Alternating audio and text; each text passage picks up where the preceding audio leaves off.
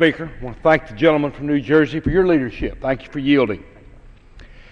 Our nation's founders expressed in our Declaration of Independence that all individuals are endowed by their Creator with certain unalienable rights, and that among these are the right to life. Yet since January the 22nd, 1973, over 50 million Americans have been denied that very basic right to life. Their unborn voices call from silent graves, asking America to change our ways. There's another group who suffers in silence: our mothers, our wives, our daughters, and our sisters. Those who have been exploited as victims of a multi-billion-dollar industry that profits on their grief.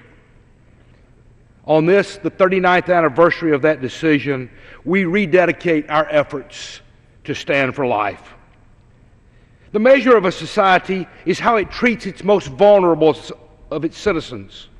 For far too many unborn children, our nation has abandoned that protection.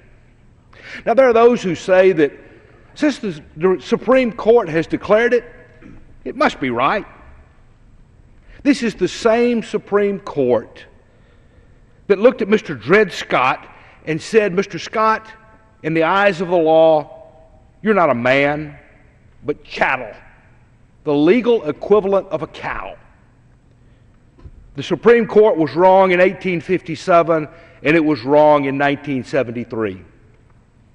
And we will answer to a law higher than we debate in this hallowed chamber, a law higher than is discussed across the street in the Supreme Court. And that law says, "For you formed me in my inward parts. You wove me in my mother's womb. I will give thanks to you, for I am fearfully and wonderfully made. My frame was not hidden from you when I was made in secret and skillfully wrought in the depths of the earth. Your eyes have seen my unformed substance, and in your book were written all the days that were ordained for me, when as yet there was not one of them." Mr. Speaker, I echo the prophet of old. This day I call on heaven and earth as a witness against you, that I have set before you a choice of life and death, blessings and curses. Now choose life, so that you and your children might live.